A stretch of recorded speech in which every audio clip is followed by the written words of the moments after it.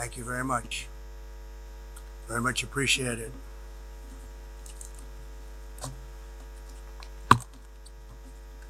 And I don't mind making this speech without a teleprompter, because the teleprompter is not working.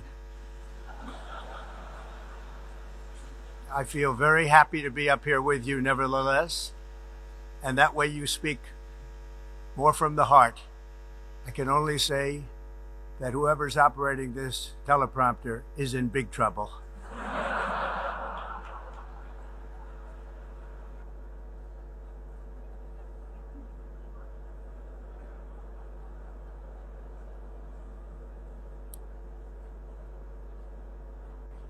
Hello, Madam First Lady. Thank you very much for being here. Madam President, Mr. Secretary General, First Lady of the United States, distinguished delegates, ambassadors, and world leaders. 6 years have passed since I last stood in this grand hall and addressed a world that was prosperous and at peace in my first term. Since that day, the guns of war have shattered the peace I forged on 2 continents. An era of calm and stability gave way to one of the great crises of our time. And here in the United States, 4 years of weakness, lawlessness, and radicalism under the last administration delivered our nation into a repeated set of disasters. 1 year ago, our country was in deep trouble, but today, just 8 months into my administration, we are the hottest country anywhere in the world, and there is no other country even close. America is blessed with the strongest economy, the strongest borders, the strongest military, the strongest friendships, and the strongest spirit of any nation on the face of the earth. This is indeed the golden age of America. We are rapidly reversing the economic calamity we inherited from the previous administration, including ruinous price increases and record-setting inflation. Inflation like we've never had before. Under my leadership, energy costs are down, gasoline prices are down, grocery prices are down, mortgage rates are down, and inflation has been defeated. The only thing that's up is the stock market, which just hit a record high. In fact, it hit a record high 48 times in the last short period of time. Growth is surging, manufacturing is booming. The stock market, as I said, is doing better than it's ever done. And all of you in this room benefit by that, almost everybody. And importantly, workers' wages are rising at the fastest pace in more than 60 years. And that's what it's all about, isn't it?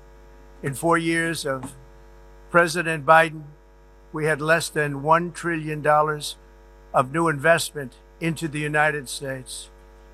In just 8 months since I took office, we have secured commitments and money already paid for $17 trillion. Think of it, 4 years, less than $1 trillion, 8 months, much more than $17 trillion is being invested in the United States, and it's now pouring in from all parts of the world. We've implemented the largest tax cuts in American history and the largest regulation cuts in American history, making this once and again the best country on earth to do business. And many of the people in this room are investing in America, and it's turned out to be an awfully good investment during this 8-month period. In my first term, I built the greatest economy in the history of the world. We had the best economy ever, history of the world. And I'm doing the same thing again, but this time it's actually much bigger and even better. The numbers far surpass my record-setting first term. On our southern border, we have successfully repelled a colossal invasion. And for the last 4 months, and that's 4 months in a row, the number of illegal aliens admitted and entering our country has been 0. Hard to believe. because if you look back just a year ago, it was millions and millions of people pouring in from all over the world, from prisons, from mental institutions, drug dealers. All over the world they came. They just poured into our country with the ridiculous open border policy of the Biden administration. Our message is very simple. If you come illegally into the United States, you're going to jail, or you're going back to where you came from, or perhaps even further than that. You know what that means. I want to thank the country of El Salvador for the successful and professional job they've done in receiving and jailing so many criminals that entered our country. And it was under the previous administration that the number became record-setting, and they're all being taken out. We have no choice. And other countries have no choice, because other countries are in the exact same situation with immigration. It's destroying your country, and you have to do something about it. On the world stage, America is respected again like it has never been respected before. You think about 2 years ago, 3 years ago, 4 years ago, or 1 year ago, we were a laughingstock all over the world. At the NATO summit in June, virtually all NATO members formally committed to increase defense spending at my request from 2% to 5% of GDP, making our alliance far stronger and more powerful than it was ever before. In May, I traveled to the Middle East to visit my friends and rebuild our partnerships in the Gulf and those valued relationships with Saudi Arabia, Qatar, and the UAE, and other countries are now, I believe, closer than ever before. My administration has negotiated one historic trade deal after another, including with the United Kingdom, the European Union, Japan, South Korea, Vietnam, Indonesia, the Philippines, Malaysia, and many, many others. Likewise, in a period of just 7 months, I have ended 7 unendable wars. They said they were unendable. You're never going to get them solved. Some were going for 31 years, 2 of them, 31, think of it, 31 years. One was 36 years. One was 28 years. I ended 7 wars.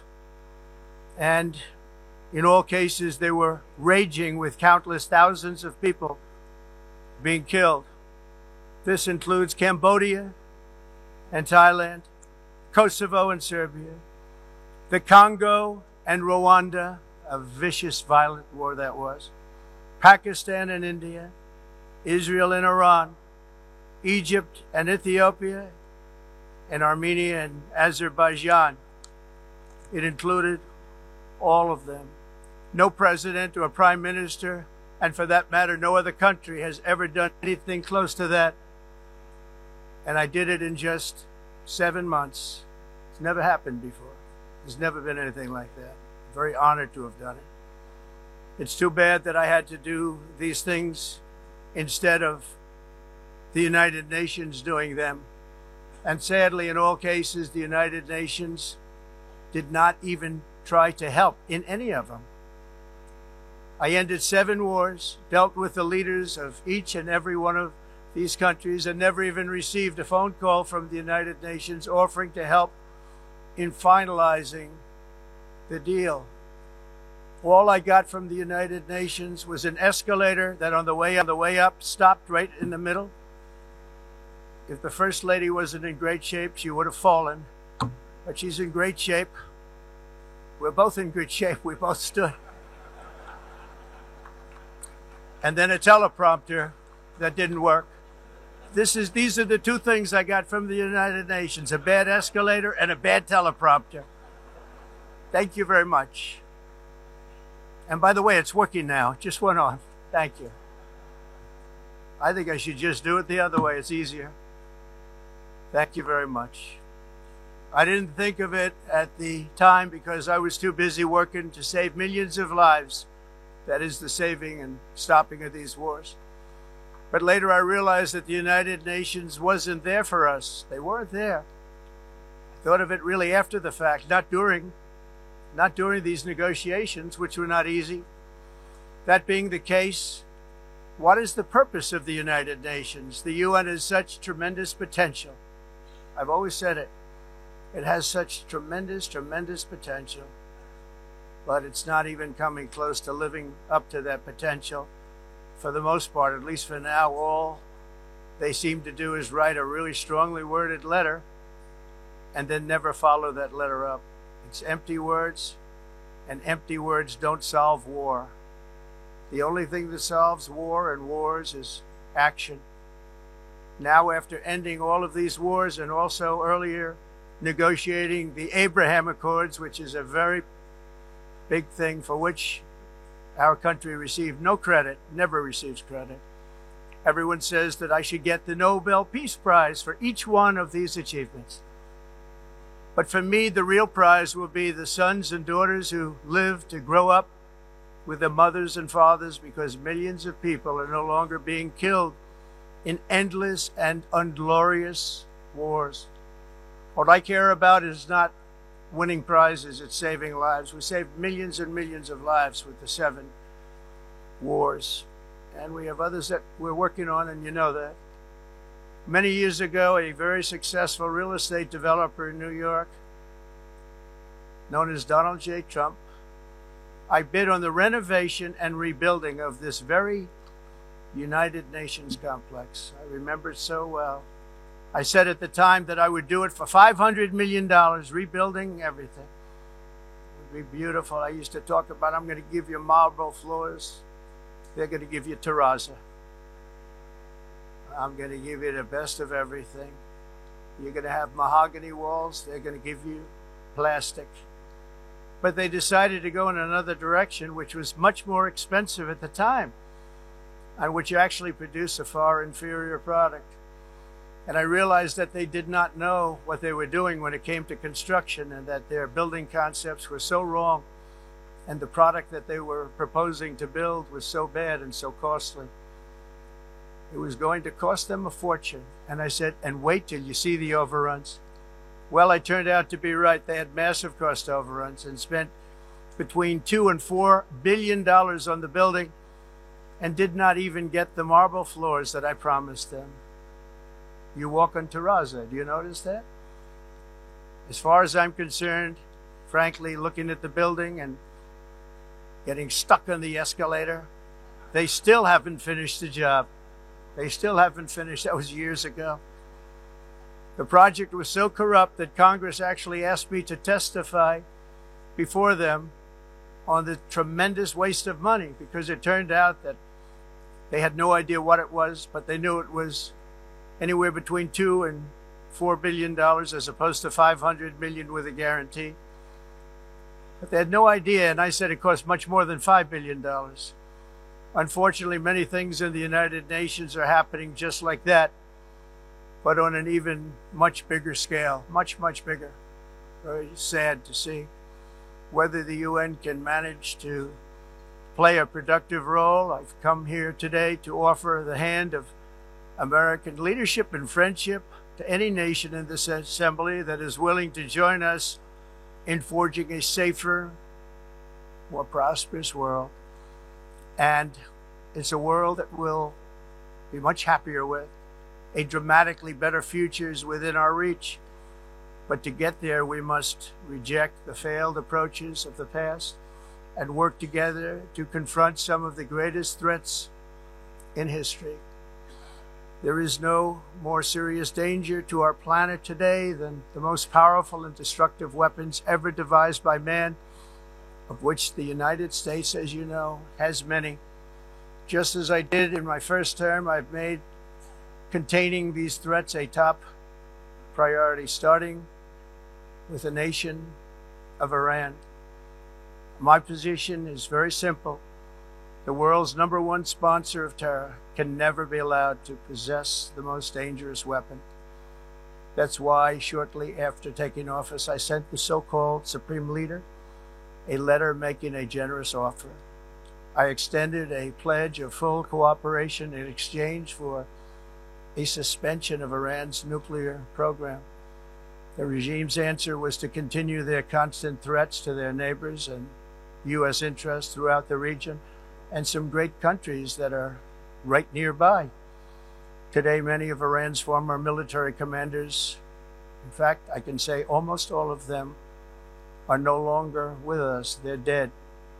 And 3 months ago, in Operation Midnight Hammer, 7 American B-2 bombers dropped the 14 30,000-pound each bombs on Iran's key nuclear facilities, totally obliterating everything. No other country on earth could have done what we did. No other country has the equipment to do what we did. We have the greatest weapons on earth. We hate to use them. But we did something that for 22 years people wanted to do. With Iran's nuclear enrichment capacity demolished, I immediately brokered an end to the 12-day war, as it's called, between Israel and Iran, with both sides agreeing to fight no longer. As everyone knows, I have also been deeply engaged in seeking a ceasefire in Gaza. Have to get that done. Have to get it done. Unfortunately, Hamas has repeatedly rejected reasonable offers to make peace. We can't forget October 7th, can we? Now, as if to encourage continued conflict, some of this body is seeking to unilaterally recognize a Palestinian state. The rewards would be too great for Hamas terrorists for their atrocities. This would be a reward for these horrible atrocities, including October 7th, even while they refuse to release the hostages or accept a ceasefire.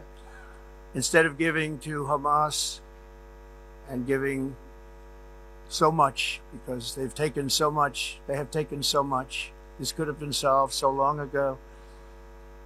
But instead of giving in to Hamas's ransom demands, those who want peace should be united with one message: release the hostages now. Just release the hostages now.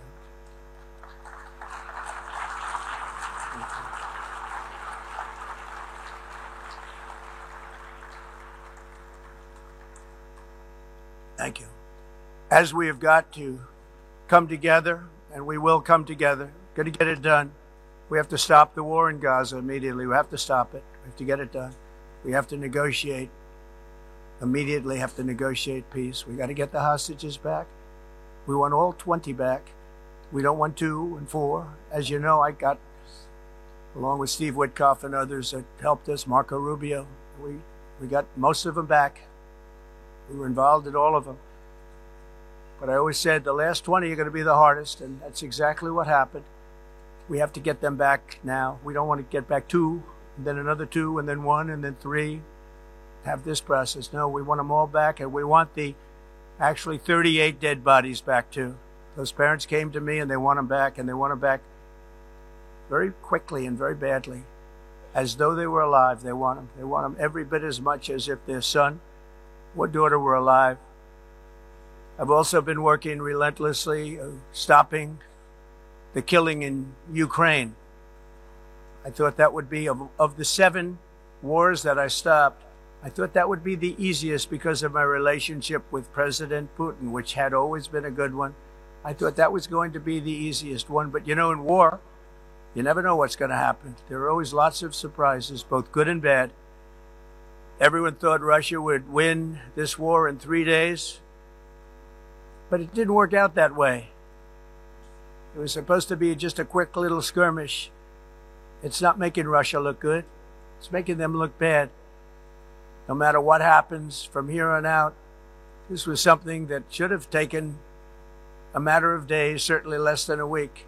And they've been fighting for 3.5 years and killing anywhere from 5,000 to 7,000 young soldiers, mostly soldiers, on both sides, every single week, from 5,000 to 7,000 dead young people, and some in cities, much smaller numbers, where rockets are shot, where drones are dropped. This war would never have started if I were president. This was a war that should have never happened. It shows you what leadership is, what bad leadership can do to a country. Look what happened to the United States. And look where we are right now in just a short period of time. The only question now is how many more lives will be needlessly lost on both sides. China and India are the primary funders of the ongoing war by continuing to purchase Russian oil. But inexcusably, even NATO countries have not cut off much Russian energy and Russian energy products, which, as you know, I found out about 2 weeks ago, and I wasn't happy. Think of it. They're funding the war against themselves. Who the hell ever heard of that one?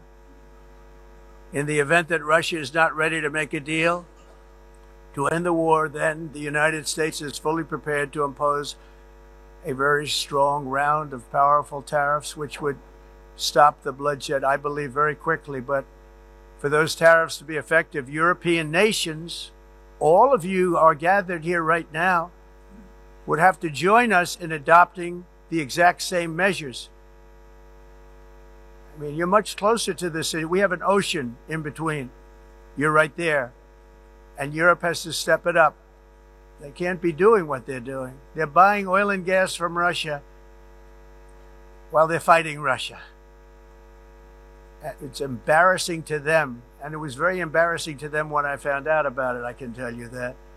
But they have to immediately cease all energy purchases from Russia. Otherwise, we're all wasting a lot of time. So I'm ready to discuss this. We're going to discuss it today with the European nations, all gathered here. I'm sure they're thrilled to hear me speak about it, but that's the way it is. I like to speak my mind and speak the truth. As we seek to reduce the threat of dangerous weapons today, I'm also calling on every nation to join us in ending the development of biological weapons once and for all. And biological is terrible, and nuclear is even beyond, and we include nuclear in that. We want to have a cessation of the development of nuclear weapons. We know, and I get to view it all the time. Sir, would you like to see? And I look at weapons that are so powerful that we just can't ever use them. If we ever use them, the world literally might come to an end. There would be no United Nations to be talking about. There would be no nothing. Just a few years ago, reckless experiments overseas gave us a devastating global pandemic. Yet despite that worldwide catastrophe, many countries are continuing extremely risky research into bioweapons and man-made pathogens. This is unbelievably dangerous. To prevent potential disasters, I'm announcing today that my administration will lead an international effort to enforce Biological Weapons Convention, which is going to be meeting with the top leaders of the world by pioneering an AI verification system that everyone can trust. Hopefully the UN can play a constructive role, and it will also be one of the early projects under AI. Let's see how good it is, because a lot of people are saying it could be one of the great things ever, but it also can be dangerous, but it can be put to tremendous use and tremendous good, and this would be an example of that. Not only is the UN not solving the problems it should, too often, it's actually creating new problems for us to solve. The best example is the #1 political issue of our time, the crisis of uncontrolled migration. It's uncontrolled. Your countries are being ruined. The United Nations is funding an assault on Western countries and their borders.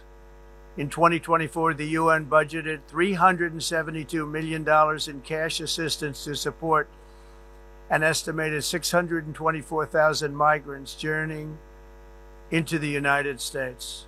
Think of that. The UN is supporting people that are illegally coming into the United States, and then we have to get them out.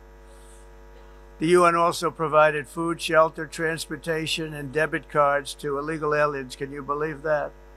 On the way to infiltrate our southern border. Millions of people came through that southern border.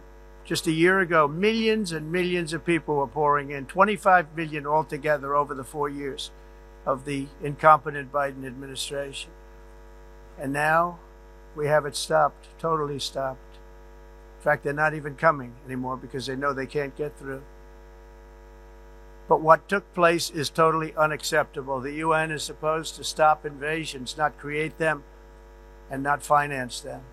In the United States, we reject the idea that mass numbers of people from foreign lands can be permitted to travel halfway around the world, trample our borders, violate our sovereignty, cause unmitigated crime, and deplete our social safety net.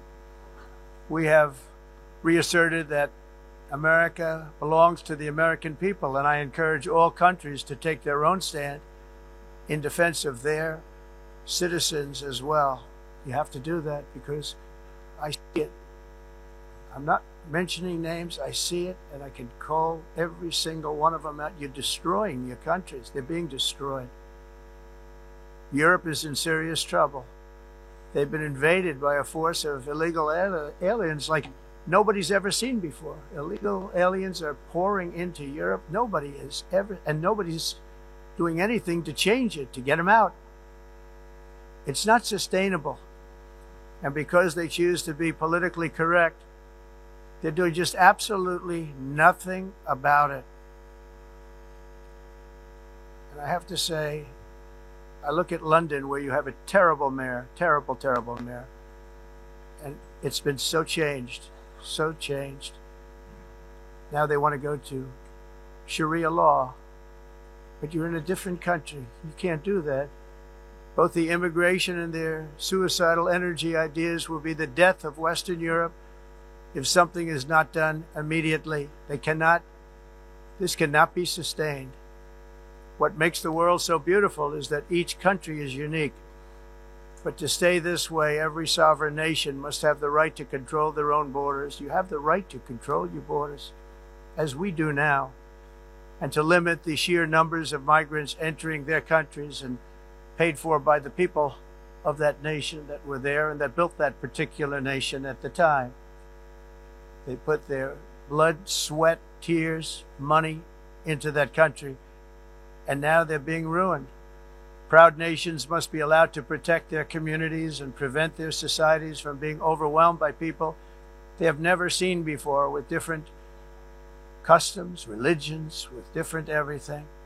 Where migrants have violated laws, lodged false asylum claims, or claimed refugee status for illegitimate reasons, they should, in many cases, be immediately sent home. And while we will always have a big heart for places and people that are struggling and truly compassionate, answers will be given. We have to solve the problem, and we have to solve it in their countries, not create new problems in our countries. And we are very helpful to a lot of countries that are just not able to send their people anymore. They used to send them to us in caravans of 25,000, 30,000 people each. These massive caravans of people pouring into our country, totally unchecked and unvetted. But not anymore. According to the Council of Europe, in 2024, almost 50% of inmates in German prisons were foreign nationals or migrants. In Austria, the number was 53% of the people in prisons were from places that weren't from where they are now. In Greece, the number was 54%, and in Switzerland, beautiful Switzerland, 72% of the people in prisons are from outside of Switzerland. When your prisons are filled with so-called asylum seekers who repaid kindness, and that's what they did, they repaid kindness with crime. It's time to end the failed experiment of open borders. You have to end it now. See, I can tell you, I'm really good at this stuff. Your countries are going to hell.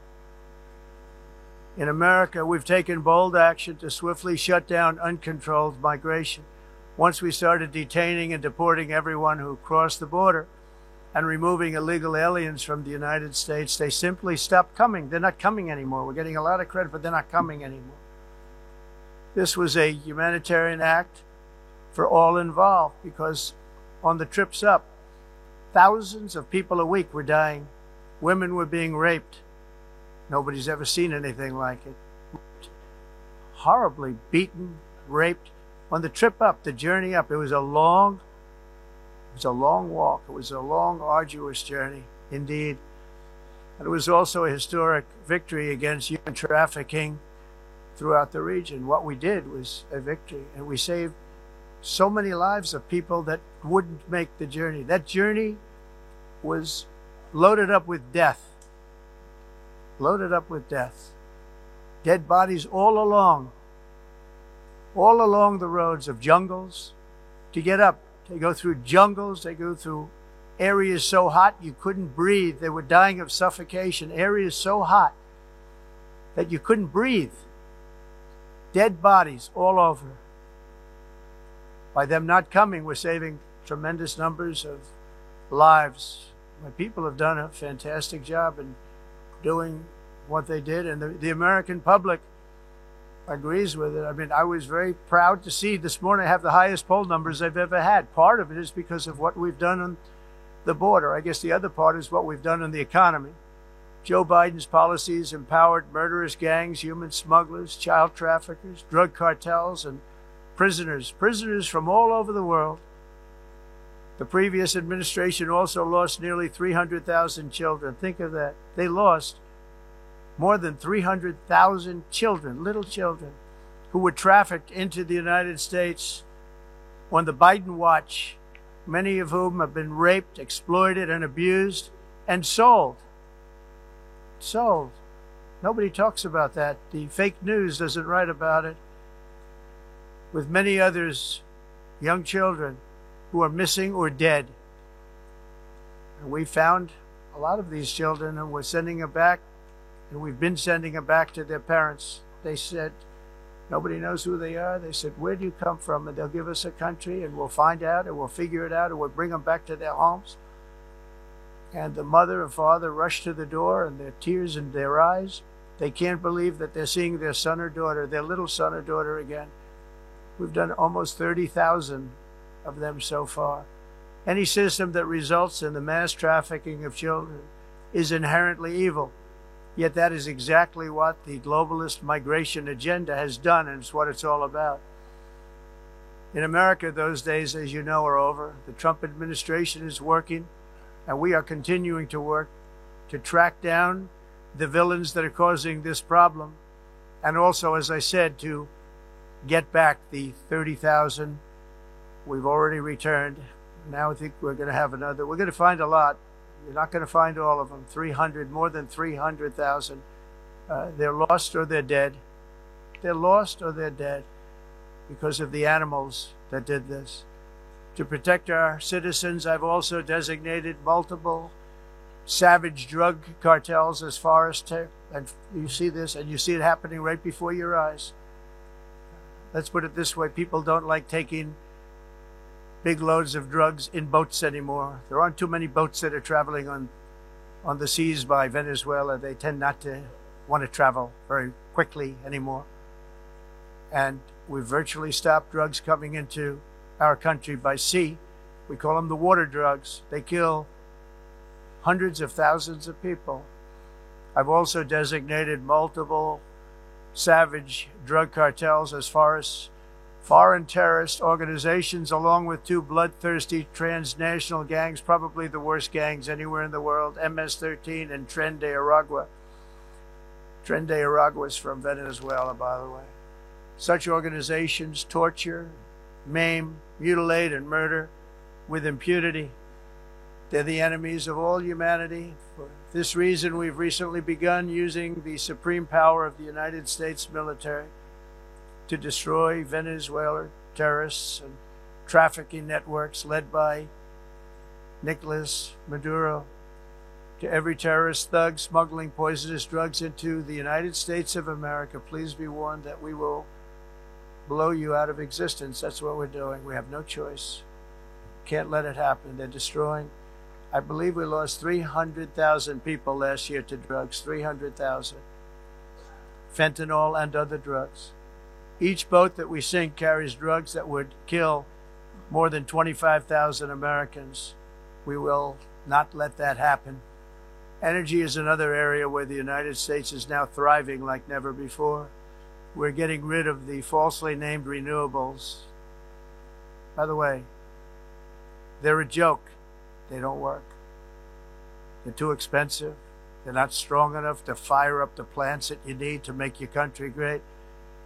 The wind doesn't blow. Those big windmills are so pathetic and so bad, so expensive to operate. And they have to be rebuilt all the time. And they start to rust and rot. Most expensive energy ever conceived. And it's actually energy. You're supposed to make money with energy, not lose money. You lose money, the governments have to subsidize. You can't put them out without massive subsidies. And most of them are built in China, and I give China a lot of credit. They build them, but they have very few wind farms. So why is it that they build them and they send them all over the world, but they barely use them? You know what they use? Coal. They use gas. They use almost anything, but they don't like wind. But they sure as hell like selling the windmills. Europe, on the other hand, has a long way to go, with many countries being on the brink of destruction because of the green energy agenda. And I give a lot of credit to Germany. Germany was being led down a very sick path, both on immigration, by the way, and on energy. They were going green, and they were going bankrupt. And the new leadership came in, and they went back to where they were, with fossil fuel and with nuclear, which is good. It's now safe. You can do it properly. But they went back to where they were, and they opened up a lot of different plants, energy producing plants, and they're doing well. I give Germany a lot of credit for that. They've said this is a disaster, what's happening. They were going all green. All green is all bankrupt. That's what it represents. And it's not politically correct. I'll be very badly criticized for saying it, but I'm here to tell the truth. I don't care. It doesn't matter to me. I'm in New York City. I'm feeling a lot safer. Crime, we're getting crime down. And by the way, speaking of crime, Washington, D.C. was the crime capital of America. Now it's after 12 days, it's a totally safe city. Everyone's going out to dinner. They're going out to restaurants. Your wife can walk down the middle of the street with or without you. Nothing's going to happen. My people have done a fantastic job. And yes, I called in the National Guard, and the National Guard took care of business. And they weren't politically correct, but they took care of business. We got 1,700 career criminals out, brought them back to where they came from, the countries where they came from, or put them in jails. Washington, D.C. is now a totally safe city again, and I welcome you to come. In fact, we'll have dinner together at a local restaurant, and we'll be able to walk. We don't have to go by an armor-plated vehicle. We'll walk right over there from the White House. They've given up their powerful edge, a lot of the countries that we're talking about, in oil and gas, such as essentially closing the great North Sea oil. Oh, the North Sea, I know it so well. Aberdeen was the oil capital of Europe, and there's tremendous oil that hasn't been found in the North Sea. Tremendous oil. And I was with the Prime Minister I respect and like a lot, and I said, you're sitting with the greatest asset. They essentially closed it by making it so highly taxed that no developer, no oil company can go there. They have tremendous oil left, and more importantly, they have tremendous oil that hasn't even been found yet. And what a tremendous asset for the United Kingdom. And I hope the Prime Minister is listening, because I told it to him 3 days in a row. That's all he heard. North Sea oil, North Sea, because I want to see them do well. I want to stop seeing them ruining that beautiful Scottish and English countryside with windmills and massive solar panels that go 7 miles by 7 miles, taking away farmland. But we're not letting this happen in America. In 1982, the executive director of the United Nations Environmental Program predicted that by the year 2000, climate change would cause a global catastrophe. He said that it will be irreversible, as any nuclear holocaust would be. This is what they said at the United Nations. What happened? Here we are. Another UN official stated in 1989 that within a decade, entire nations could be wiped off the map by global warming. Not happening. You know, it used to be global cooling. If you look back years ago in the 1920s and the 1930s, they said, global cooling will kill the world. We have to do something. Then they said global warming will kill the world. But then it started getting cooler, so now they could just call it climate change, because that way they can't miss. It's climate change. Because if it goes higher or lower, whatever the hell happens, is climate change. It's the greatest con job ever perpetrated on the world, in my opinion. Climate change, no matter what happens, you're involved in that. No more global warming, no more global cooling. All of these predictions made by the United Nations and many others, often for bad reasons, were wrong. They were made by stupid people that have cost their countries fortunes and given those same countries no chance for success. If you don't get away from this green scam, your country is going to fail. And I'm really good at predicting things, you know. They actually said during the campaign, they had a hat, the best-selling hat. Trump was right about everything. And I don't say that in a braggadocious way, but it's true. I've been right about everything.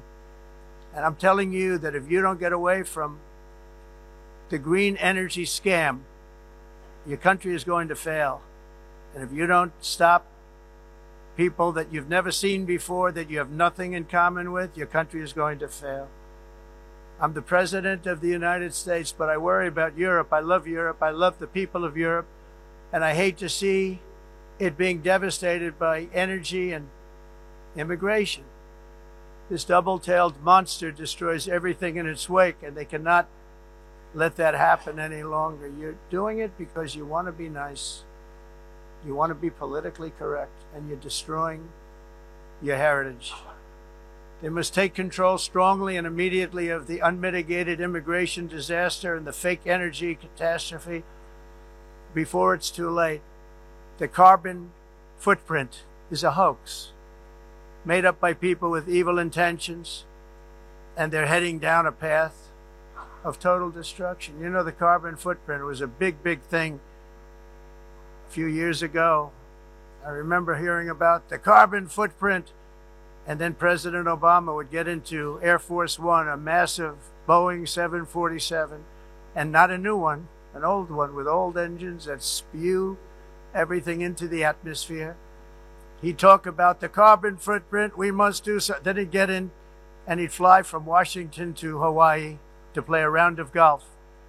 And then he'd get back onto that big, beautiful plane and he'd fly back and he'd talk about, again, global warming and the carbon footprint. It's a con job. At extreme cost and expense, Europe reduced its own carbon footprint by 37%. Think of that. Congratulations, Europe. Great job. You cost yourself a lot of jobs, a lot of factories closed, but you reduced the carbon footprint by 37%. However, for all of that sacrifice and much more, it's been totally wiped out and then some by a global increase of 54%. Much of it coming from China and other countries that are thriving around China, which now produces more CO2 than all the other developed nations in the world. So all of these countries are working so hard on the carbon footprint, which is nonsense, by the way. It's nonsense. You know, it's interesting. In the United States, we have still radicalized environmentalists, and they want the factories to stop. Everything should stop. No more cows. We don't want cows anymore. I guess they want to kill all the cows. They want to do things that are just unbelievable, and you have it too. But you know, we have a border, strong, and we have a shape, and that shape doesn't just go straight up. That shape is amorphous when it comes to the atmosphere. And if we had the most clean air, and I think we do, we have very clean air. We have the cleanest air we've had in many, many years. But the problem is that other countries, like China, which has air that's a little bit rough, it blows. And no matter what you're doing down here, the air up here tends to get very dirty because it comes in from other countries where their air isn't so clean. And the environmentalists refuse to acknowledge that. Same thing with garbage. In Asia, they dump much of their garbage right into the ocean. And over about a 1 week and 2 week journey, it flows right past Los Angeles. You've seen it. Massive amounts of garbage, almost too much to do anything about, flowing past Los Angeles, past San Francisco, and then somebody would get in trouble because he dropped a cigarette on the beach. The whole thing is crazy. The primary effect of these brutal green energy policies has not been to help the environment, but to redistribute manufacturing and industrial activity from developed countries that follow the insane rules that are put down to polluting countries that break the rules and are making a fortune. They're making a fortune. European electricity bills are now 4 to 5 times more expensive than those in China, and 2 to 3 times higher than the United States. And our bills are coming way down. You probably see that our gasoline prices are way down. You know, we have an expression, drill. Nós reduzimos os custos de energia porque nós faremos como a expressão, vamos fazer tudo isso, reduzir os custos de energia, e os custos diminuíram nos Estados Unidos. Common to see one. Por exemplo, se você olhar Electric costs. अमरीकी सदर Donald Trump अक़वाम मुत्तहिदा की general assembly के 80वें इजलास से खिताब कर रहे हैं। उनकी जानिब से कहा गया कि रूस ने अमन मुआहिदा ना किया तो उस पर बहुत भारी टैरिफ आयद कर दिया जाएगा। जो लोग अमन चाहते हैं उन्हें यरगमालियों की रिहाई की कोशिश करनी चाहिए। उन्होंने कहा कि हमास ने अमन की मुनासिब पेशकशों को मुस्तरद किया है। फ़लस्तीनी रियासत का क़याम हमास के लिए अच्छा साबित होगा। अमरीकी सदर डोनाल्ड ट्रंप ने वाज़ेह तौर पर कहा कि मैंने पाकिस्तान और भारत के दरमियान जंगबंदी करवाई है। जंगबंदी करवाने के अमल के दौरान अक़वाम मुत्तहिदा ने कोई राबता नहीं किया। अमरीकी सदर का मज़ीद कहना था कि 7 जंगें उन मुल्कों के कायदीन से बात करके रुकवाई हैं। ऑपरेशन मिडनाइट हैमर में 7 अमरीकी बमबार तैयारों ने ईरानी एटमी तंजीबात को निशाना बनाया। ईरानी एटमी तंजीबात पर 30-30 हज़ार पाउंड्स के बम गिराए गए थे। ईरानी एटमी तंजीबात को मुकम्मल तौर पर तबाह कर दिया।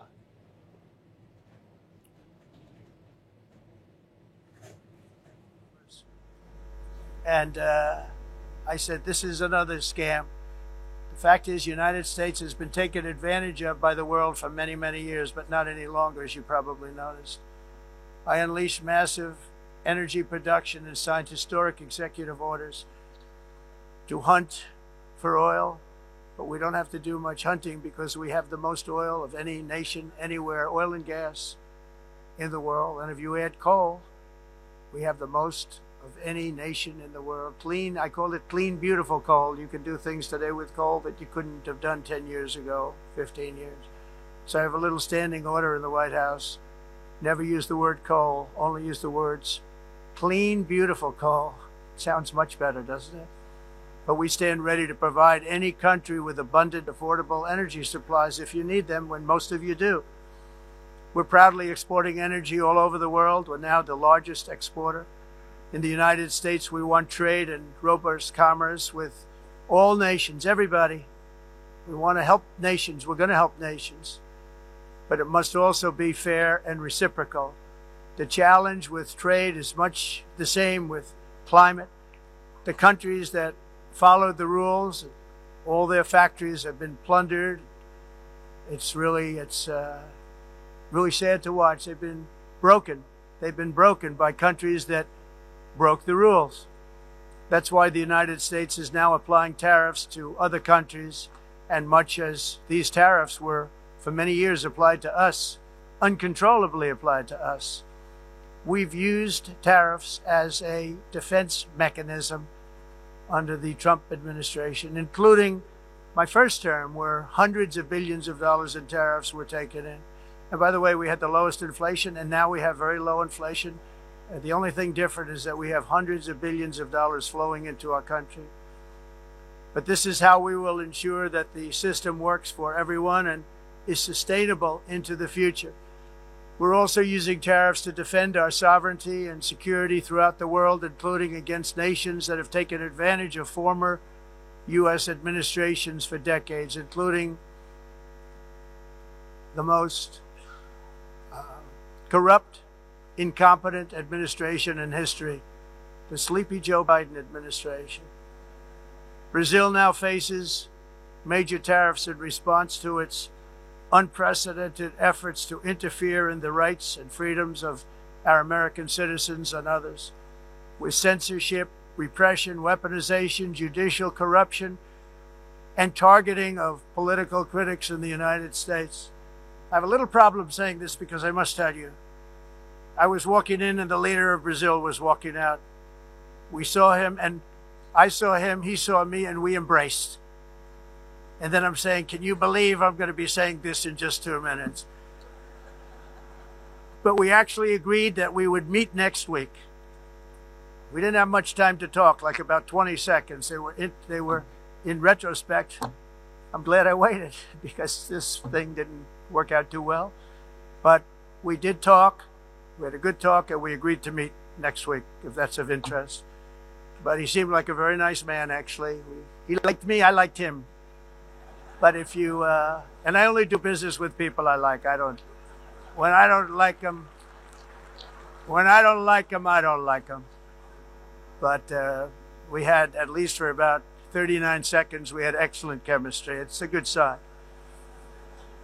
But also in the past, Brazil, can you believe this, unfairly tariffed our nation, but now because of our tariffs, we are hitting them back, and we're hitting them back very hard. As president, I will always defend our national sovereignty and the rights of American citizens. So I'm very sorry to say this, that Brazil is doing poorly and will continue to do poorly.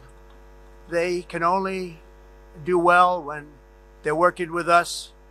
Without us, they will fail, just as others have failed. It's true. Next year, the United States will celebrate the 250th anniversary of our glorious independence, a testament to enduring power and American freedom and spirit. We will also be proudly hosting the 2026 FIFA World Cup, and shortly thereafter, the 2028 Olympics, which is going to be very exciting. I hope you all come. I hope that countless people from all over the globe will take part of these will be great celebrations of liberty and human achievement, and that together we all can rejoice in the miracles of history that began in July 4th, 1776, when we founded the light to all nations. And it's something really that an amazing thing came out of that date. It's called the United States of America. In honor of this momentous anniversary, I hope that all countries who find inspiration in our example will join us in renewing our commitment, values, and those values really that we hold so dear. Together, let us defend free speech and free expression. Let us protect religious liberty, including for the most persecuted religion on the planet today. It's called Christianity.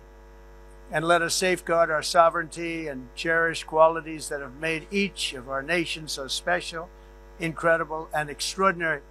In closing, I just want to repeat that immigration and the high cost of so-called green renewable energy is destroying a large part of the free world and a large part of our planet. Countries that cherish freedom are fading fast because of their policies on these two subjects. You need strong borders and traditional energy sources if you are going to be great again. Whether you have come from north or south, east or west, near or far, every leader in this beautiful hall today represents a rich culture, a noble history, and a proud heritage that makes each nation majestic and unique, unlike anything else in human history or any other place on the face of the earth.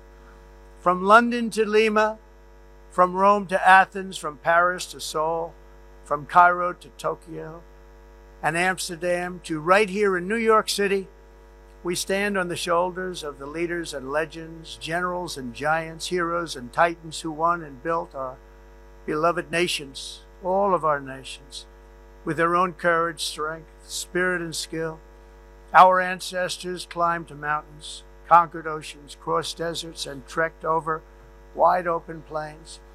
They charged into thunderous battles, plunged into grave dangers, and they were soldiers and farmers and workers and warriors and explorers and patriots.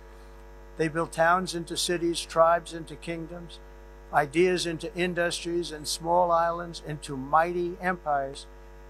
You're a part of all of that. They were champions for their people who never gave up and who never, ever gave in. Their values defined our national identities. their visions forged our magnificent destiny. Everybody in this room is a part of it in your own way. Each of us inherits the deeds and the myths, the triumphs, the legacies of our own heroes and founders who so bravely showed us the way. Our ancestors gave everything for homelands that they defended with pride, with sweat, with blood, with life, and with death. Now the righteous task of protecting the nations that they built belongs to each and every one of us.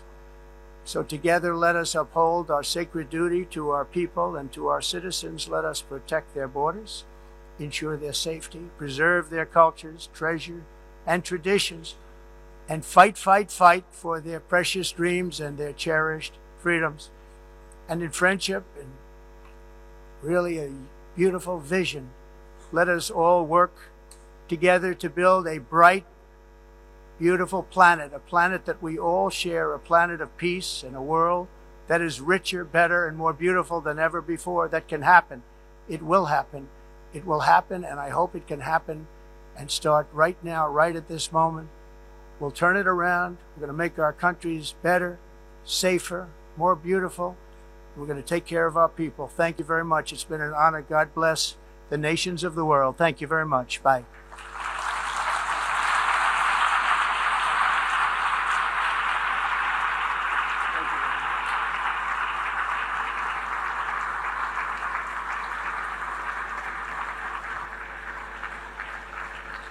On behalf of the Assembly, I wish to thank अमरीकी सदर Donald Trump general assembly के 80वें इजलास से खिताब कर रहे थे। उनकी जानिब से वाज़ेह तौर पर कहा गया कि 7 जंगें उन ममालिक के कायदीन से बात करके रुकवाई हैं। ऑपरेशन मिडनाइट हैमर में 7 अमरीकी बमबार तैयारों ने ईरानी एटमी तंसीबात को निशाना बनाया। साथ ही साथ उन्होंने कहा कि ईरानी एटमी तंसीबात पर 30-30 हज़ार पाउंड के बम गिराए गए। ईरानी एटमी तंसीबात को मुकम्मल तौर पर तबाह कर दिया गया है। वाज़ेह तौर पर उन्होंने कहा कि ईरान पर जिस तरह हमला किया वो अमेरिका के अलावा कोई दूसरा मुल्क कर ही नहीं सकता। गजा में जंग बंदी चाहते हैं। साथ ही साथ 20 यरगमालियों की रिहाई भी ज़रूरी है। अमरीकी सदर ने कहा कि मैं किसी इनाम नहीं बल्कि दुनिया में अमन के लिए कोशिशें कर रहा हूं। यूक्रेन में भी अमआत रोकने की कोशिश की जा रही है। ट्रंप ने वाज़ेह तौर पर कहा कि मैं सदर होता तो यूक्रेन जंग ना होती। माजी में आने वाली हुकूमतों ने अमेरिका को शदीद मुश्किलात से दो चार किया है। अब अमेरिका में सरमायाकारी में इजाफा और महंगाई में कमी है।